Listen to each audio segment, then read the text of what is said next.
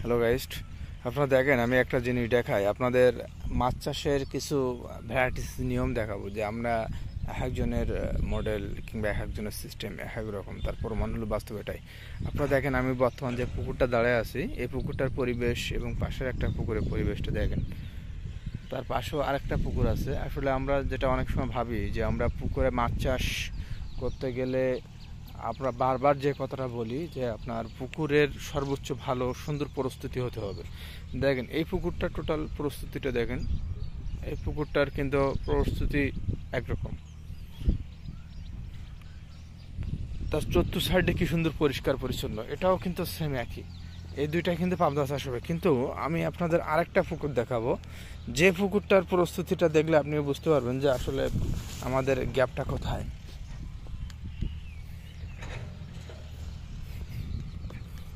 দেখেন, মাছ চাষ করতে গেলে আপনাকে এই জিনিসটা গুরুত্ব দিতে হবে, কারণ আমাদের দেশের অর্থনীতির বড় একটা কিন্তু চাকা কিন্তু এই মাছ চাষ।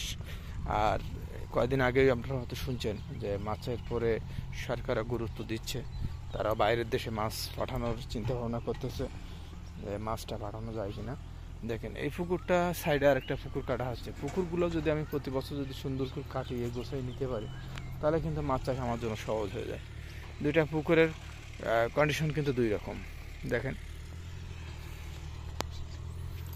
আজকে আমি নিজে একটু আসি লাইভে নাকি।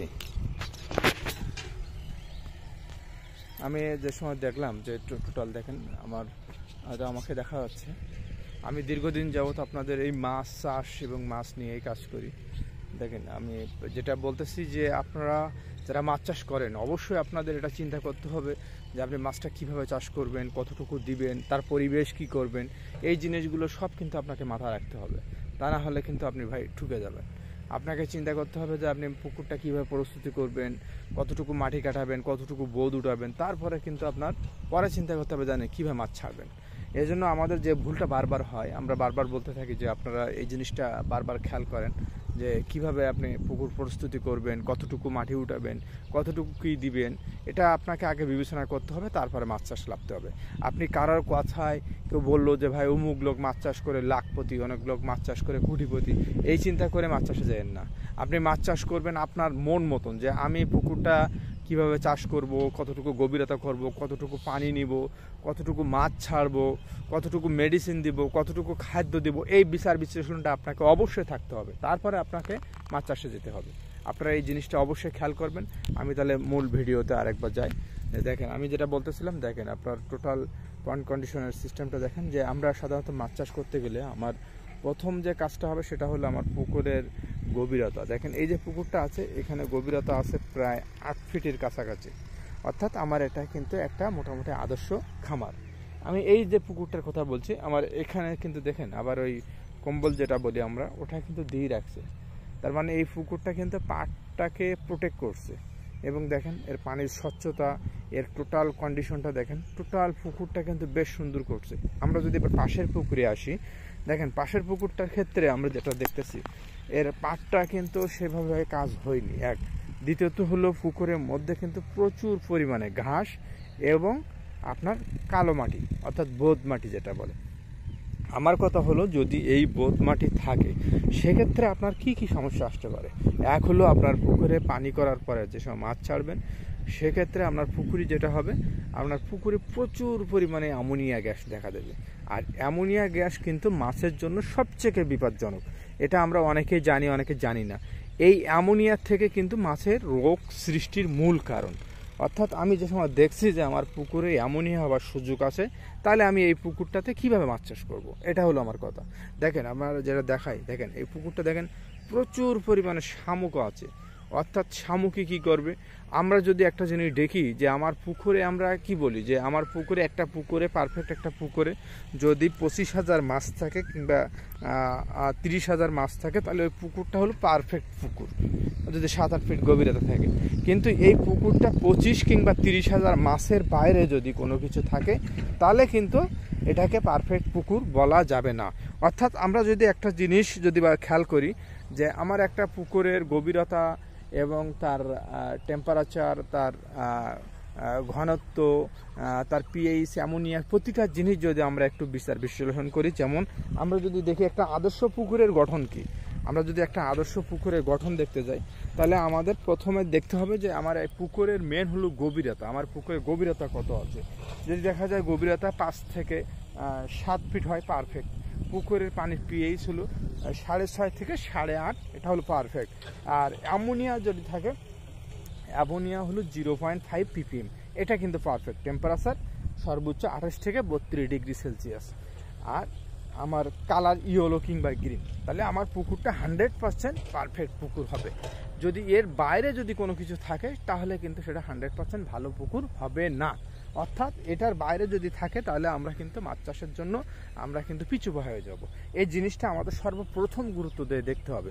তাহলে আমরা এখন দেখি যে এই পুকুরটার সমস্যাগুলো কি আসতে পারে। আমরা যদি দেখি যে এই পুকুরটা এবং এই পাশের পুকুরটা দুটোর কিন্তু কন্ডিশন কিন্তু দুই রকম। দেখেন এই পুকুরটা, দেখেন কোনো ঘাস কোনো কিছু নাই, একবারে সুন্দর করে ছাটি বেঁধে সুন্দর করে পুকুরটা চাষের উপযোগী করছে। কিন্তু আমরা যদি এই পুকুরটাতে দেখি, সেক্ষেত্রে এই পুকুরটাতে সমস্যা কী কী আসবে। এই পুকুরটা আমার প্রথমে আমি মাছ ছাড়ার পরে আমার এই ঘাসগুলো যে সময় পচন সৃষ্টি হবে, প্রচুর পরিমাণে অ্যামোনিয়ার জন্ম দেবে। আর যে শামুকের কথা যেটা আমি বলছি যে বারবার, যে আমার পুকুরে মাছের বাইরে একটা পুকুরে কতটুকু অক্সিজেন থাকে, 5 ppm অক্সিজেন থাকে। অর্থাৎ 5 ppm অক্সিজেনের একটা পুকুরে সর্বোচ্চ 30,000 মাছ পারফেক্ট। এখন আমি যদি এটা দেখি যে আমার এই পুকুরে, দেখেন ওখানে যে শামুক আমি দেখছি, পানি করার পরে এখানে কয়েক লক্ষ শামুকের জন্ম দেবে।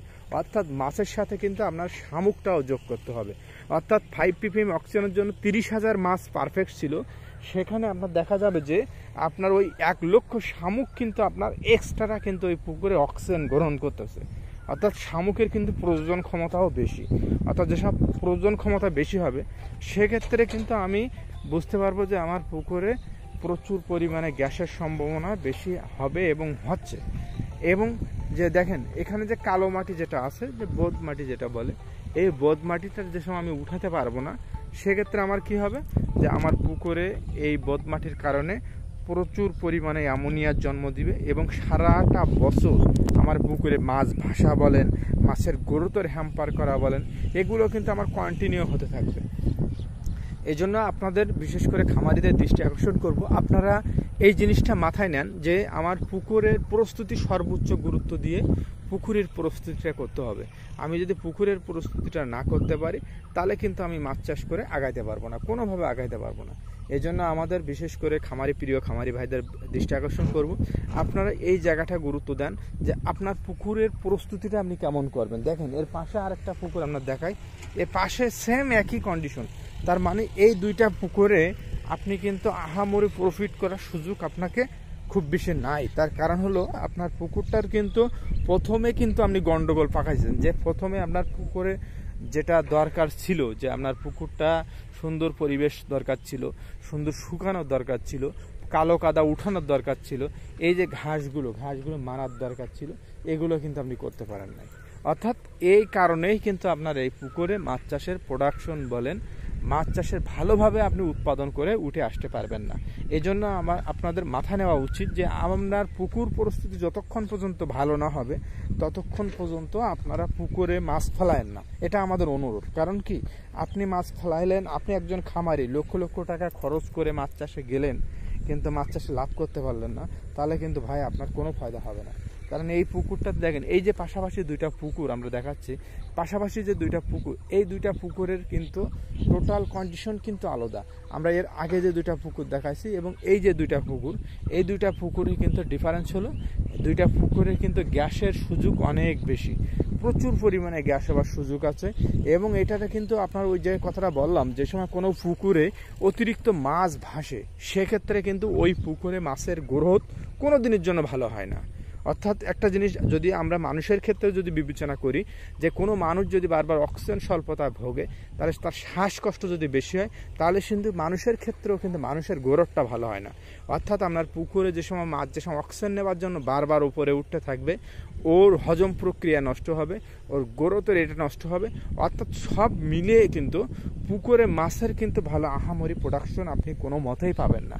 অর্থাৎ আপনাদের উচিত সর্বপ্রথম যেটা গুরুত্ব দিতে হবে যে আমার পুকুরের প্রস্তুতি সর্বোচ্চ ভালো করতে হবে। আমরা যদি বারবার একটা জিনিস বারবার বলছি যে আপনারা পুকুরের প্রস্তুতিটা সর্বোচ্চ ভালো করেন। পুকুরের প্রস্তুতি ভালো না করলে আপনার কোনো দিকে কোনো কিছু হবেই না।